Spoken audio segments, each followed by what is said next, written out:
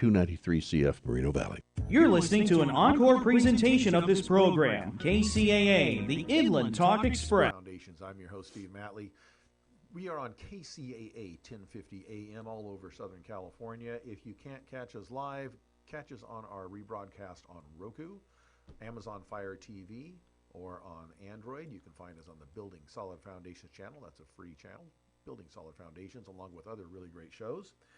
Today we are going to talk about something known as cost segregation. It sounds a strange word, and a lot of people, even inside the real estate investing world that I live in, aren't even familiar with what that is or why we would want to use it. My guest today is Dave Barrett. Dave Barrett is an expert in cost segregation, and we are going to talk through what it is, why we have it, what good is it, and who's going to care about it. Dave, welcome to Building Solid Foundations. Thank you for having me. I'm happy to be here, happy to answer any questions and provide information that will help other investors. Yeah. So Dave, actually, I met at the originally the Ventura County Real Estate Investor Association, and then the following evening is always the Los Angeles County Real Estate Investor Association. If you've a regular listener, you remember a couple weeks back we had Lloyd Siegel on, who was the president of those clubs. Dave is someone that works with him and is one of the vendors. We were talking about the vendor expo that goes on at that. Dave's there on a monthly basis. So if you want to talk to him in person, you can always show up at those meetings and talk to him face to face over a table and ask him a lot of good questions. Right now, you're probably not sure if you even know what it is enough to ask questions. By the end of the broadcast, maybe you'll want to know. So Dave, let's first get into the application of cost segregation. What is it for? This comes out of people that are doing like 1031 exchanges or self-directed IRA purchases, or what? Who's going to care? And anyone that has an income property would care, as long as you don't, put your head on your pillow in that property at night. You're getting some kind of income from that property. It could be where you have your business. It could be a duplex, a single-family home rental. As long as it's an income property, you could do this strategy. Okay, so now if you have a duplex, triplex, something like that, but you live in one of the units, is that income property or is that your residence? You could cost segregate the income units, but not the one you live in. And that's part of the segregating. We're breaking things out. Exactly. What's an investment and what's my house? Exactly. Yeah, okay. Segregation is just a fancy word for separating and identifying, and we provide values to those components that we segregate or separate out. Okay, so the most basic form of segregation is segregating residential property from investment property or income property, but it's really more than that. Once you own a piece of property, segregation has to do with depreciation, right? Okay, so let's talk about, from a real estate investment standpoint, the value of depreciation. Sure. There's two main periods of time for the structural components of income properties. There's either 39-year or there's 27.5-year, and that's for the structural components that cannot be accelerated for depreciation deductions. 39-year property would be like any retail property, office building, motel. By the way, a red flag for people with short-term rentals is a short-term rental is considered by the tax code to be like a motel because you're getting weekly or nightly rent. It's transient occupancy. Yeah, yes. So they have to be depreciated over 39 years. Okay. Now, if you have a monthly rental where people are paying monthly rent where they live, that's 27.5 years. Okay. For a monthly rental, yeah. Okay. And generally, short-term rentals are defined as you're renting for less than 30-day increments at a time for the most part. I'm not a tax professional. I know just enough, but there's but something about the even days, for short-term rental laws. Yeah. Like there's short-term rental laws that kind of say you can't do Airbnbs in these particular neighborhoods or so many allowed. But if you have people renting for 30 days or more, they're usually considered to be longer-term residents. They're month-to-month renters at that point, right? Yeah. And so that is a important delineator in looking at different types of properties. Now, depreciation itself, for people that aren't familiar with it, because we have a lot of listeners with a lot of different backgrounds, and I would imagine that many of them never took accounting classes, and if they did, they probably slept through most of them. But so, I'd say I did very good at accounting, but it was nothing I wanted to do for a living. I excelled at it. My teacher was saying, "Hey, you should become a CPA. You're really good at this." And I'm thinking, think I might slip my wrist if I did that every day, but I appreciate knowing it. And yes, I've used a lot of it in my career. Right. But for depreciation is where you can take the value of an asset, a house, a building, because they tend to decay and fall apart over time. And while the real estate may increase in value, the physical structure will decrease in value because appliances break, mechanical systems break, foundations settle, roofs begin to wear and leak. tear. Yeah, windows crack, whatever, right? All the different things. And if you're a homeowner, you know that you're always at the home center buying something and fixing something. It's a constant maintenance. Homes are high maintenance. That means the value of the physical built structure will devalue. It has to be repaired and fixed. That is separate from the dirt it's sitting on. And in most places, not always, if you're probably in the extreme north end of North Dakota, it may not appreciate so much. If you're in Flint, Michigan, it's not going to appreciate much. But if in most places, Southern California, in the more populated areas, Texas, Florida, Arizona, Utah, any of those kind of Washington, those areas, you're going to see appreciation because of the dirt, the real estate, with or without a decent building on them. So that's why we're trying to break that out. So the building itself can be depreciated, and what that means is if it's income property, because that's a business, the value of it becomes less, and therefore you can take that. Those are expenses you're going to have to recur to put that back again at some point, whether it's repairing a roof or fixing a foundation or redoing the windows or whatever you're going to have to do, recarpeting. And so they allow you as a business to take that off systematically as business expenses, and it's called depreciation. Yeah. Same thing with cars and those type of things, but we're specifically talking about buildings here. Yep. All right, so I just want to get that out of the way, only because we have people out there that may or may not know what that is. Yeah. And I'm always conscious that our audience comes from all different backgrounds. Yeah. And there's always people maybe tuning in their cars, they're driving, they're going, what is he talking about? Yeah, it's a really good non-cash deduction. And there's only two ways to depreciate real estate. There's the straight line method where you take, let's say, I'll just do Ventura County, Oxnard, whatever. You bought a $1.5 million quadplex, whatever. You have to take out the land because it's not depreciated. Let's just say it's a third. So $1.5 million property, take out $500,000 for land. What's left is $1 million that you could depreciate on that structure. And it's either 27 or 39 years, depending on what type of structure it is. So you can divide that $1 million by 39 years or by 27.5, again, depending on what structure it is. That gives you a 2.5 to 3.5% deduction. If you divide 1 by 27 or 1 by 39, you're looking at 2.5 or 3.5%, maybe 4. Right. Cost segregation. Every study that I've done for this company, I see very rarely less than 20% of that building can be accelerated as a depreciation. Okay. So in that same $1 million building where you could get 2 or 3% for an annual deduction, there is an opportunity to take a one-time, and I would say in that structure, probably $200,000 non-cash deduction. Just, it could be more, but that's kind of the bottoms. 20% to 25% is fairly common. But that's $200,000 that someone could apply as a non-cash deduction against their income tax.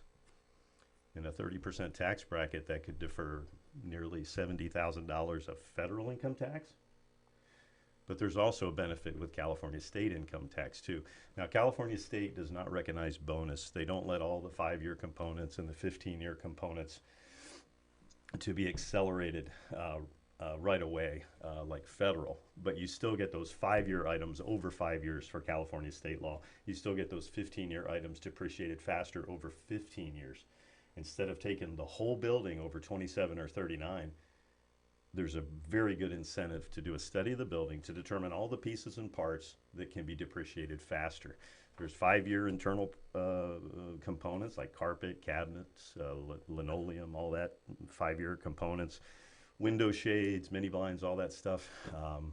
And the 15-year is exterior. But instead of, it used to be prior to 2017, you could get the 5-year and the 15-year items depreciated faster over 5 and 15 years.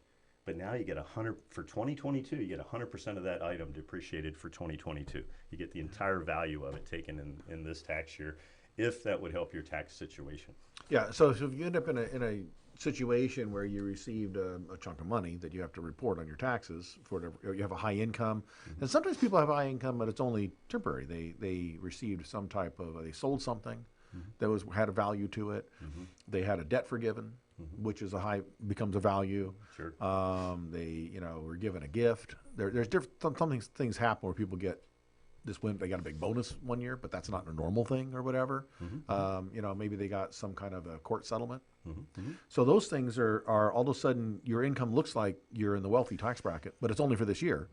And you're going to end up giving all that away, and you're really not in that bracket. So the depreciation can help reduce the amount of tax you owe and help. And if you are in the real estate world, that happens. Sometimes you'll sell a property and get kind of a windfall out of that, but you've got these other properties that have ongoing expenses. And so if you can accelerate in that year, then you can deduct how much of that income is going to be taxed, and preserve some of that, because you're going to need it down the road, and you're not in a position where that's your normal annual income. You're not making $500,000 every year. Right. You just happen to make it this year because you sold something, Right. and you got to do something with that money.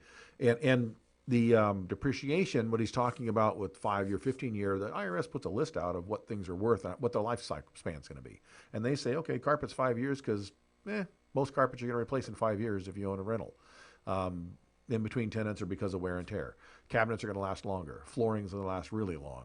Roofing's going to have a certain lifespan. And so that's what we're referring to. And so accelerating it means you can take out the amount a little faster than you normally would. We're going to take a short break. When we come back, we're going to get deeper into the weeds here on what cost segregation is and why that's important to you on Building Solid Foundations. Our guest is Dave Barrett. He is a cost segregation specialist. We'll be right back on Building Solid Foundations. FireUp Connect is the most innovative business networking group, supporting and collaborating with a dozen of small businesses that are interested in building and establishing strong business connections, hosting educational live seminars while carrying out business and community-driven projects, as well as marketing programs as a part of its membership program. FireUp Connect also offers virtual assistance with a wide range of services including inbound customer support, chat support, appointment setting and email management, graphic designing, video editing, web design and development, social media marketing, e-commerce solution, content writing and much more. For more information, head on over to www.fireupconnect.com. FireUp Connect, helping success stories unfold every day.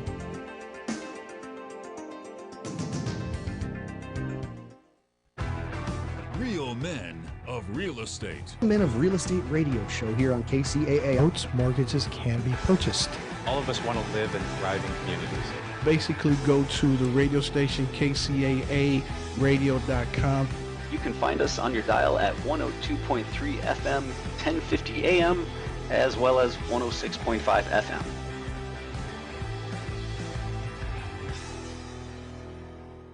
Building Solid Foundations Radio. Hi, this is Jim McLaughlin with Effective Action Consulting, and I've been a member of FireUp Connect for, probably 3 years now. And what I really like about FireUp Connect is the unique model that we go through, that we follow, the agenda, so to speak, in the meeting that really has us get engaged and involved with each other in the meetings. It's not that we're individuals, it's that we're all really working together to better ourselves, our businesses, and the community through the projects that we work on. So I'm really grateful to have the opportunity to network with people in this environment, and it's really impacted my business in a big way. So take a look.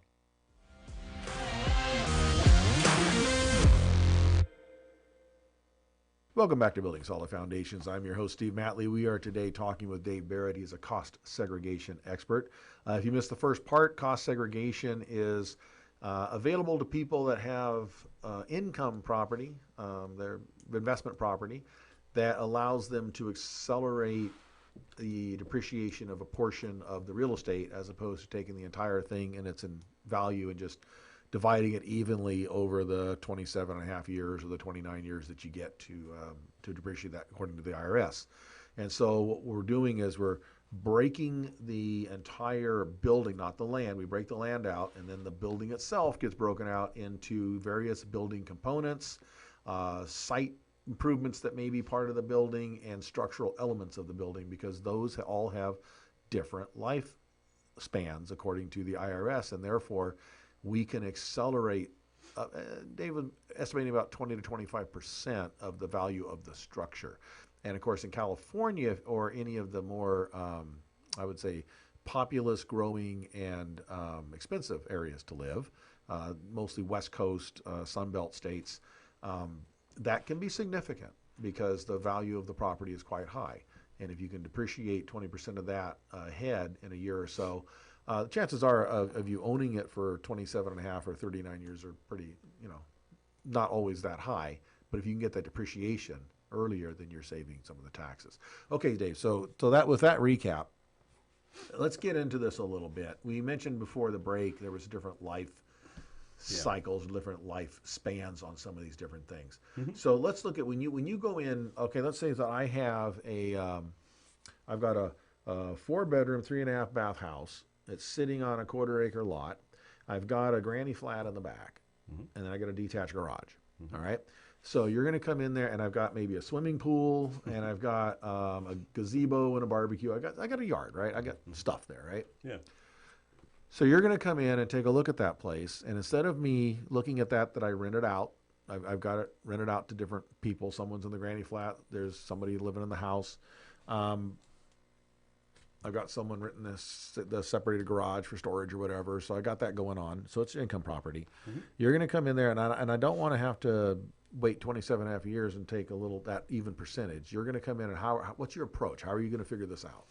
Well, the first thing we would do is run an estimate, and there's no cost for an estimate. If the income property owner has a copy of the appraisal when they purchased it, that's always really good to forward for an estimate because it'll show the flooring and certain flooring. I'll give you just one example. If there's tile throughout the whole house, anything that's grouted, our company considers as permanent, like structure, like the foundation or the roofing system. So we don't accelerate any depreciation in tile. So if there's an appraisal that has, it's laminate flooring in most of the facility or in the building, or there's carpet, there's more value to those things. So glue is temporary and mortar is permanent. Is that kind of how that works? Actually, no. Because they're both held down with an adhesive, right? Yeah. No, it's considered 5-year property, the laminate flooring, actually, just like carpet. But tile flooring we consider either 39 or 27, depending on what type of structure it is. So that cannot be accelerated. Anything that's 27 or 39 years structural cannot be accelerated. So it's not the process of how it was applied; it's the durability. Yeah, it's the tax code. We just follow the tax code. Right. Okay, yeah. Okay. So, but yeah, like I said. So wood flooring, is that because it floats and it'll get wear and tear, it'll get dinged up. Yeah, and that's primarily, I guess, the reasoning from the IRS is, how resilient is it or lack of resilience. But yeah, usually 20 to 25% of the entire property, the structures and the land improvement can be accelerated. And what that means, Steve, also is that means 80 or 75% of the structure will still be there to depreciate over the remaining 27 or 39 years. Right. So there's still going to be depreciation to take in the future. The owner would simply need to make a conscious decision that they intend to keep this property for a while. There's 2 real benefits with cost segregation. One is you're applying a non-cash deduction, so you pay less in taxes right now. But if you're flipping the property, you should not do cost segregation because all the benefits come right back out of it when you sell the property because depreciation is recaptured. That's right. However, if they are keeping the property for more than 3 years, they're going to get the access to that money. If they're not selling the property for 3 or more years, why not apply a non-cash deduction to keep more cash on hand, to invest in other assets for the next 3+ years? And then also, when the property is sold in 3+ years, contact me if anybody's not familiar with the cost seg study. I can send you some examples, but everything down to the penny is actually calculated. The carpet, the cabinets, everything. So the value. So we have an appraisal, but the appraisal just looked at comps and it looked at basic square footage. It didn't include non-permitted square footage, which may still have a value. Yep. And then there's that, and then there's the value based on the owner actually paid this much for this property. Right. Okay. And so, but then we're going to break it down by different elements. So do you have construction estimator come in and break all the stuff down by part and piece to figure out the cost of all the different pieces and parts? No, that's what's interesting. I mean, if it was new construction, we can always do a cost segregation estimate of tax benefits based on a list of construction cost detail, detail report.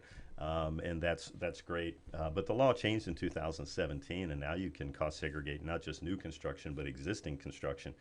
And a building that was just bought last year, I mean, if you think about how confusing it is to figure out down to the penny the value of the AC system in comparison to the carpet. Right. In comparison to the driveway. So I'm getting at that's how do you figure all this out? Because I've done construction cost estimating, and generally you're doing it off a set of plans, which is new construction. But when you're doing in existing buildings, it's a reverse calculation. It's going backwards through here. I bought this building for this much money exactly. Now, what did I pay for everything in it? I mean, it's a pretty calculation. I'm told there's only a handful of companies that do engineering-based studies like we do, where every study is touched by a plumbing, electrical contractor, because only they know behind the drywall how much copper's there or how much plumbing. And that way we can be very accurate in our estimate. And please know, we have done more studies than anybody. We've studied over 30,000 buildings in the last 21 years. We've only been involved in 15 audits. But we promise every customer that we will defend any audit if it ever happens. And in those 15 audits, believe it or not, one of the 15 thought we were in the wrong and we thought we were in the right. We had to spend more legal money to defend an appeal, and we are batting 100% with our IRS. None of our calculations have ever changed, which is, I think, there's a lot of companies that do cost segregation, but how many can stand behind it? Yeah.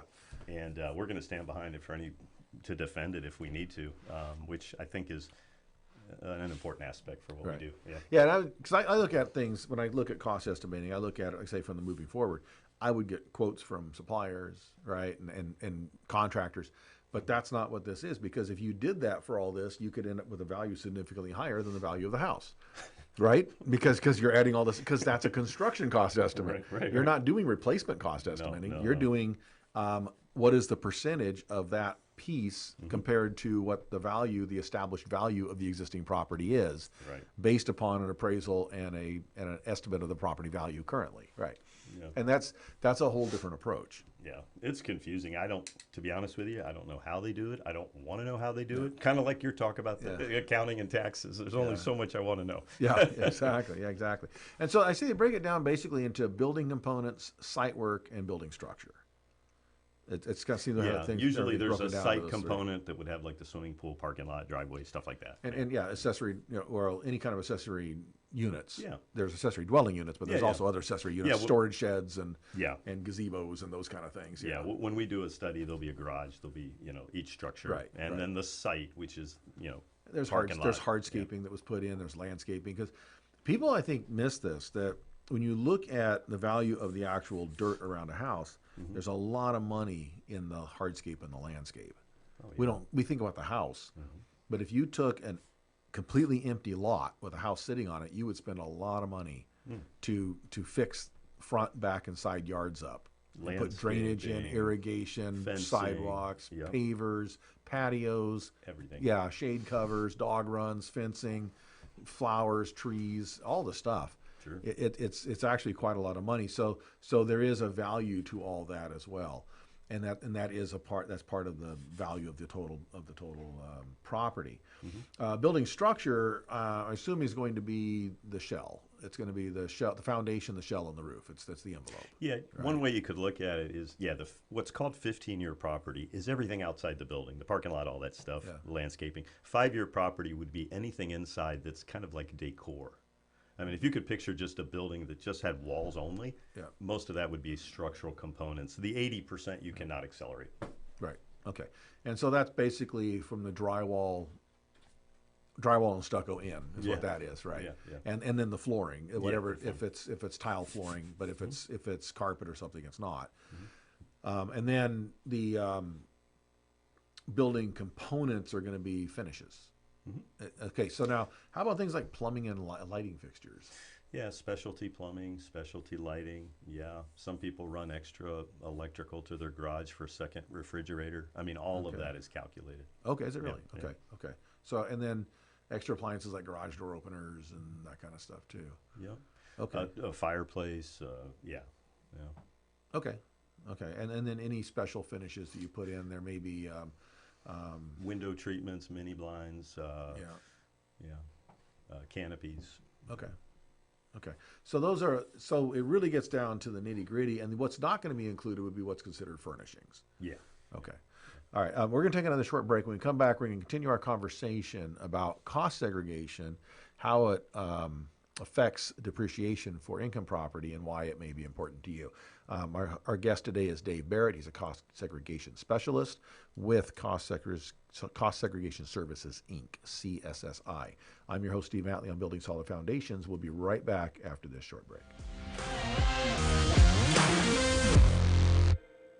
Fire Up Connect is the most innovative business networking group, supporting and collaborating with a dozen of small businesses that are interested in building and establishing strong business connections, hosting educational live seminars while carrying out business and community-driven projects, as well as marketing programs as a part of its membership program.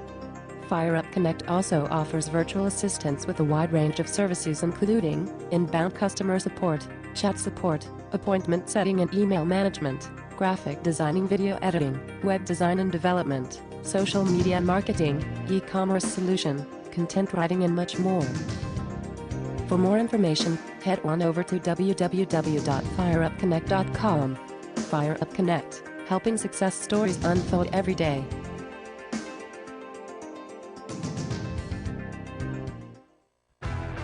Real men of real estate. Men of Real Estate radio show here on KCAA. Boats, mortgages can be purchased. All of us want to live in thriving communities. Basically, go to the radio station, KCAA radio.com. You can find us on your dial at 102.3 FM, 1050 AM, as well as 106.5 FM.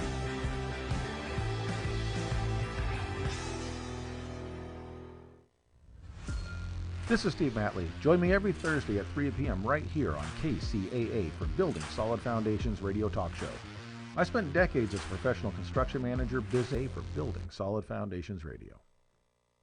Hi, this is Jim McLaughlin with Effective Action Consulting, and I've been a member of Fire Up Connect for, probably 3 years now. And what I really like about Fire Up Connect is the unique model that we go through, that we follow, the agenda, so to speak, in the meeting that really has us get engaged and involved with each other in the meetings. It's not that we're individuals, it's that we're all really working together to better ourselves, our businesses, and the community through the projects that we work on. So I'm really grateful to have the opportunity to network with people in this environment, and it's really impacted my business in a big way. So take a look.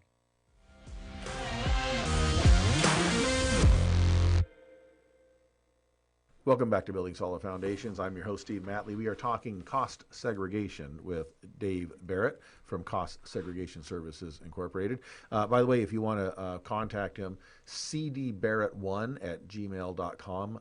CD as like a CD like we used to use for music. Now, anybody that's under the age of 25 doesn't know what a CD is, but CD, and then Barrett, BARRETT, the number 1, cdbarrett1@gmail.com.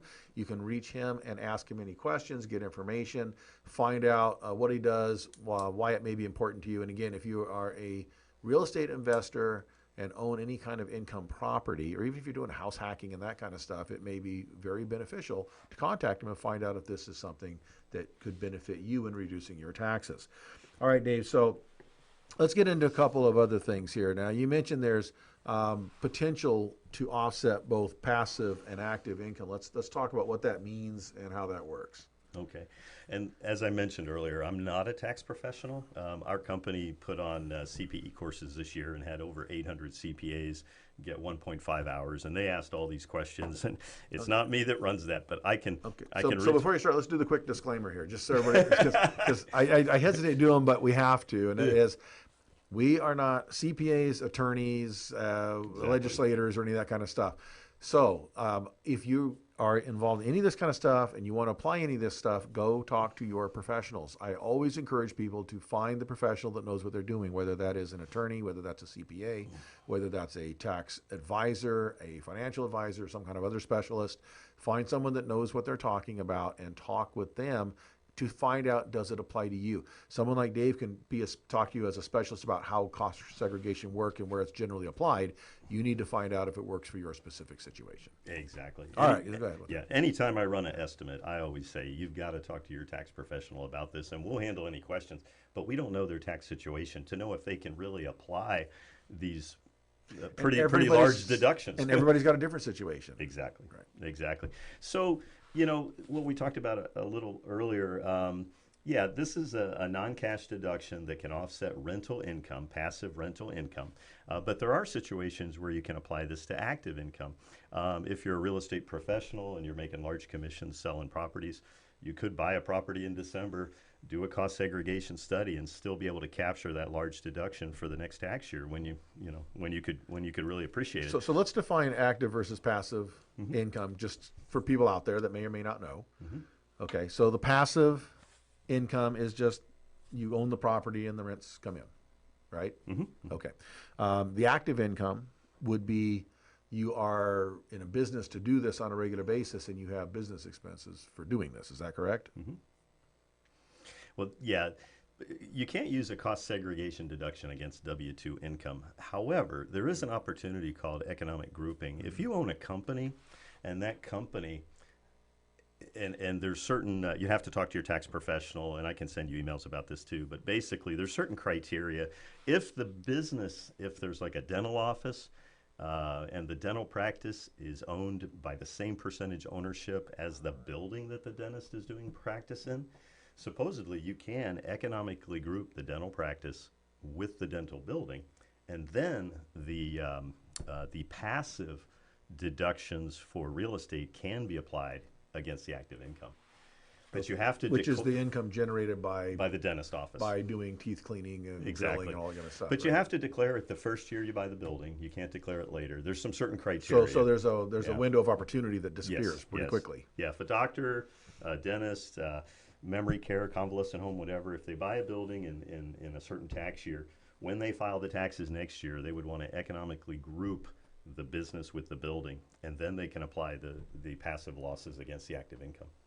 And that makes sense because the first year would be when your highest expenses are anyways on the building, right? So you'd want to, you'd probably want to get as much of a tax break. You also have big expenses. Moving, setting everything up, you'd want to offset as much as you can because you want to preserve as much capital as you have to setting the building up, putting all the equipment in. It takes money to even if you have an existing practice and moving it somewhere. Yeah. And we do studies where we can actually take, let's say the dentist, he has most of the building, but he rents out a couple suites to tenants. We can actually do a study where we separate the benefits for active to be used against his active income and then the passive against the rental income. So that means this can be applied to other businesses as well. It's not just dentist or medical. If I run an auto body shop and I own the building, we're actually sitting in a studio that is the building and the studio are owned by one and the same person. It's an industrial condo, right? So that would be the same thing. There's a business operating that's owned by the same person. There's a lot of examples of that, tow yards and all kinds of stuff where people own the real estate and they own the business too, as opposed to leasing it from someone else. Exactly. If I had if I ran my own business and I had a building that was associated with it, the year I bought that building, I would definitely talk to my tax professional about economic grouping if it applies. My understanding is if the percentage ownership of the business and the building are the same, it could be done, along with some other questions that your tax pro can walk you through. But if you can apply these large deductions against active income, this is huge. Right. Yeah. Okay, so, and again, that's where you want to talk to your CPA, you want to do good tax planning.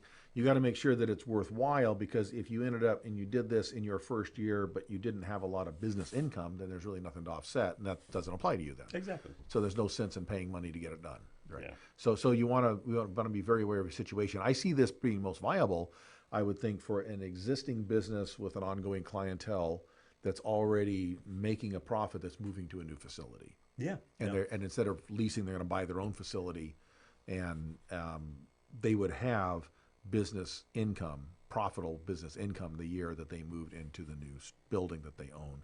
And it would be a great way to offset those costs. Yeah, we can always create paper write-offs, but you've got to have the income where it makes sense. Somebody starting out with real estate, this might not be the best thing until they've established themselves, got a number of properties, has a lot of income coming in. Right. Because you can buy a property, like I said, in December, accelerate the depreciation for 100, 200 grand of losses, apply it against all the other rental income, and you know, as long as you're keeping the property over 3 years, you'll get an interest-free loan from the IRS for 3+ years.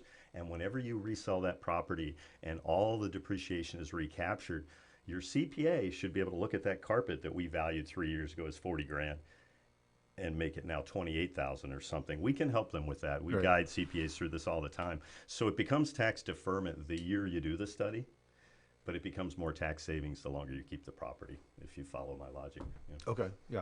Well, again, we took the big deduction up front, but we still have the balance of the building to depreciate over time. Oh, yeah. Right. And you know, here's the thing. I know a lot of people that become real estate investors, and they're small players, and you know, because you've been in real estate associations. Mm-hmm. And a lot of your real estate investors, they're not the big rich person that owns everything in town. They're not the big corporation. Yeah. They're just people like you, me, and everybody else that happen to take some money and buy something. Maybe the house they used to live in, they now rent out. Yeah. And so a lot of the landlords out there, the people, property owners, are not big wealthy people, and because of that, they probably have another job or line of business they do, and real estate's one of those things they have as an extra income. And they may not even be aware of depreciation being something they can do, let alone cost segregation. Yeah. Because nobody's ever told them, they never occurred to them that they can do it. All they know is that they just rent the house out, and then, you know, they don't think about, okay, well, if I have to replace the water heater, then I can deduct that. But they haven't really thought about depreciation. Yeah. It's only been around for 20-some years. I mean, the founder of our company, he was involved in the very first case. It was Columbia Hospitals, and they had like a huge tax bill.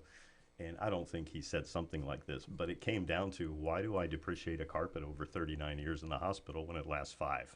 Right. So the ability to then depreciate things faster became tax law. And the founder of our company, just a really wonderful gentleman, saw the opportunity for this to not just help big hospitals, but anybody with real estate. I mean, even a condominium I studied in Simi Valley a couple months ago, 25% of that condominium was able to be accelerated for depreciation. I mean, it's a really good deduction if it can help you, and you should definitely talk to your tax professional and investigate it if you're keeping the property over 3 years. Yeah, and if in your first year, that means you purchase the property, there's a good chance you have to come up with a down payment. Right. So there's money out of pocket. And if that depreciated, so if 20%, that's probably what you came up with as a down payment. So if I can write 20% of that off and save that on my taxes, I've recuperated that large outflow of capital that drained my savings account, right? Yep. And so I've put that back in. Yep. That's actually what a guy told me on the phone. He goes, I cost segregate every property. That's how I get my down payment back. That's exactly what he said. And then once you do that, what do you do with that money? I go use it as a down payment on the next property for next year. It's a strategy. And each year I can do that and keep acquiring and building my portfolio without having to continually generate, you know, otherwise I put that 20% in and I don't see it again until I sell the property, or I've owned it long enough that the rental income has paid that back to me, which is a long time. That's right. You know, 20% of a $800,000 property takes a long time to recuperate. But if I can get that back this year through the cost segregation and depreciation, it's back in my account, and I get to go use that again. Oh yeah. This is a very short conversation to just get into cost segregation, but if someone's in real estate and they haven't taken the time to look into this, it is really worth your time. It is definitely worth your time. I'll call people that I'll see in Ventura County or in San Fernando Valley, and I'll see they've bought 2 or 3 income properties each year for the last 3 years. I'll just see it. I'll call them up. People that buy rental properties every year, there's one of 2 answers I get when I call them about cost segregation. They'll either say, thank you, I have my guy, I'm taken care of, I do it with every property, click. Or it's, I've heard about it, but I don't understand it. Right. And if I take the time to explain it to them, they become big believers, because yes, you can do this in coordination with a 1031 and defer a lot of taxes. Yeah, absolutely. We're going to take another short break. When we come back, we're going to finish up our conversation with Dave Barrett. He's with Cost Segregation Services, Inc. You can contact him at cdbarrett1, CDBARRETT, number 1, at gmail.com. He works with Cost Segregation Services, Inc. and is a specialist in helping you to increase or accelerate your depreciation on income property. This is Building Solid Foundations. I'm your host, Steve Matley. We'll be right back after this. Fire Up Connect is the most innovative business networking group, supporting and collaborating with a dozen of small businesses that are interested in building and establishing strong business connections, hosting educational live seminars while carrying out business and community-driven projects, as well as marketing programs as a part of its membership program. Fire Up Connect also offers virtual assistance with a wide range of services including inbound customer support, chat support, appointment setting and email management, graphic designing, video editing, web design and development, social media marketing, e-commerce solution, content writing and much more. For more information, head on over to www.fireupconnect.com. Fire Up Connect, helping success stories unfold every day.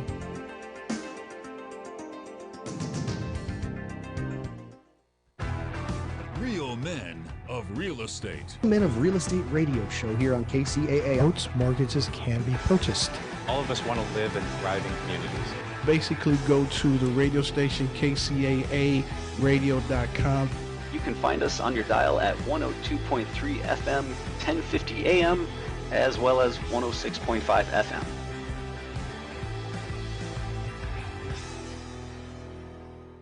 The Foundations Radio. Hi, this is Jim McLaughlin with Effective Action Consulting, and I've been a member of Fire Up Connect for, probably 3 years now. And what I really like about Fire Up Connect is the unique model that we go through, that we follow, the agenda, so to speak, in the meeting that really has us get engaged and involved with each other in the meetings. It's not that we're individuals, it's that we're all really working together to better ourselves, our businesses, and the community through the projects that we work on. So I'm really grateful to have the opportunity to network with people in this environment, and it's really impacted my business in a big way. So take a look.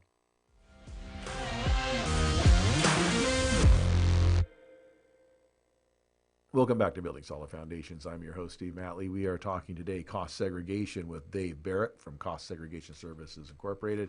He is an expert in cost segregation and depreciation. So, Dave, during the break, we were talking about 2014 IRS repair regulations that came out and made a big difference that could have an enormous benefit to people.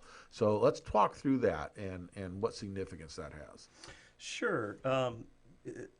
With every study that we do, CSSI does a replacement cost of each of the major building systems, ceiling systems, doors and frames, electrical, fire protection, HVAC, etc.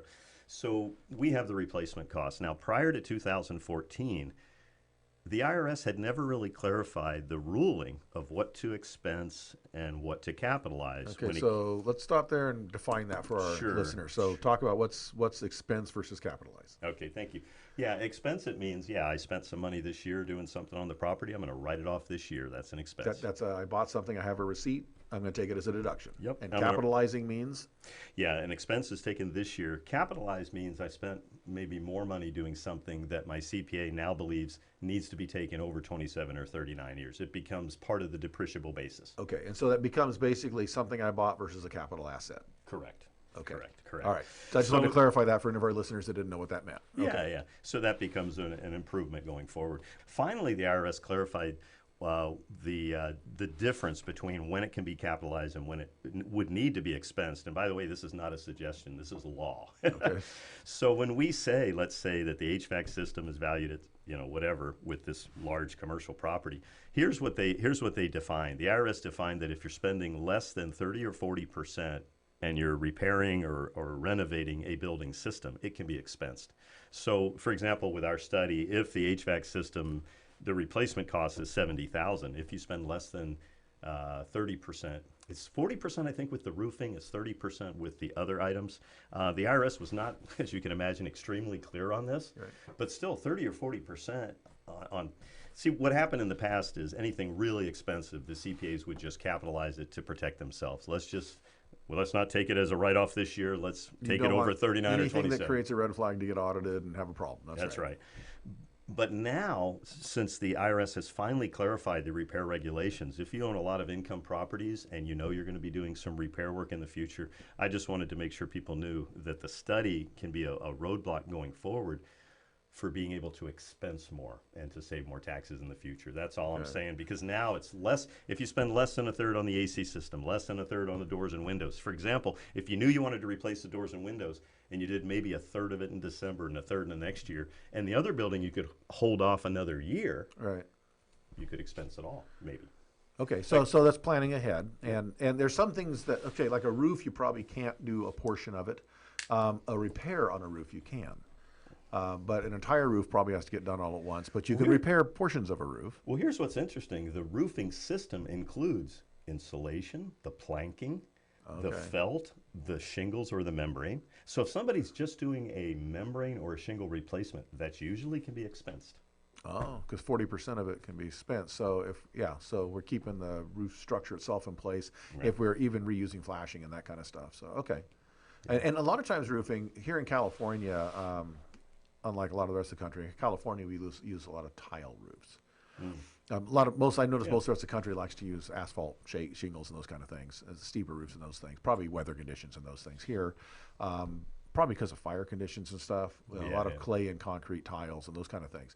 Generally, those don't get tossed, where if you take an asphalt shingle off a roof, those go in a dumpster. Yeah. But shingles get taken off, neatly stacked away, and then everything underneath it they strip off the felts, put those back on, and then take all those tiles they took off the roof, put it back on, and only replace the broken ones. It's very likely, because of the cost per square of tiles compared to the felts, that doing all that work is under 40% of the value of that entire roof. Yeah, most of the time, the shingle or the membrane replacement can be expensed. Also, with a parking lot overlay, that top layer, that can also be expensed, even if it's hundreds of thousands, if in fact it's less than 30-40% of the building system. So crack fill, slurry, and striping probably is, and that would make sense because you're not replacing the asphalt or the base. Yeah, that's right. Because that would include the base and the asphalt, the whole system. And so that's an important thing when you get to high cost items. You mentioned HVAC. If you've got a commercial building with a 4-pipe system and you've got to replace a major mechanical component, well, that's a huge expense. But when you compare it to the entire system with all the pipes and the different pieces of equipment and the all the VAVs and everything, that may be only 30% of the value of the entire system. That's right. That's right. If I could take this one step further very quickly, there's also something known as a partial asset disposition called a PAD. And if somebody buys a property in one calendar year that's in service, they have tenants or someone paying them rent one calendar year, and if they can hold off on doing any renovation work till January 1st of the next year, as long as it was in service in the previous tax year, and they do, most of the time with multifamily, it's tearing out the carpet, replacing carpet, cabinets, linoleum, all that stuff. Here's what people miss. CPAs tell me they miss this all the time because real estate investors do it without consulting with them. Right. But what people need to know is if they're going to do a big renovation, they should wait till January 1st, try to get it in service with somebody paying rent the previous tax year. That's right. And then start the renovation the next year, because here's what they can do. If they study the original building, we're going to know the value of all the carpet, the linoleum, everything. When it goes in the trash, that's also a repair regulation expense deduction that they forget to take. Okay. And then we can also estimate the accelerated depreciation of the new cabinets and carpet going in. But people miss that. And also, if you're going to have somebody do a lot of repair work, you should have them break down the demolition from the new stuff going in, because you can also write off the labor of the demolition. And everything going in the dumpster that day is 20 grand, 30 grand that we would stand behind as a repair regulation if you ask us to do that for a renovation property. Interesting. A little tricky to do that, get your tenant in and then tear everything up, but maybe well worth it if you can figure it out. Yeah, if you can get it in service, that's the key. That's key. Okay. Yeah. All right, so we're going to wrap this conversation up. We're almost out of time here. We've been talking to Dave Barrett with Cost Segregation Services, Inc. You can contact him at cdbarrett1 cdbarrett@gmail.com. cdbarrett, the number 1 @gmail.com. Yeah, but ask any questions about cost segregation, depreciation. He can help you out with that, especially if you're any kind of a real estate investor or have any kind of income property anywhere. It may be something that benefits you. Even if you're not sure, talk with him and then talk with your CPA and find out if this is something for you. This is Building Solid Foundations. I'm your host, Steve Matley. Don't forget to catch us every single week, Thursdays, 3 p.m., KCAA Radio, all over Southern California. Afterwards, you can catch us on Roku, Amazon Fire, or Android on the Building Solid Foundation app. I'm your host, Steve Matley. This is Building Solid Foundations, and we will see you next week. And until then, go do something different. CAA is your CNBC News affiliate. We're the station that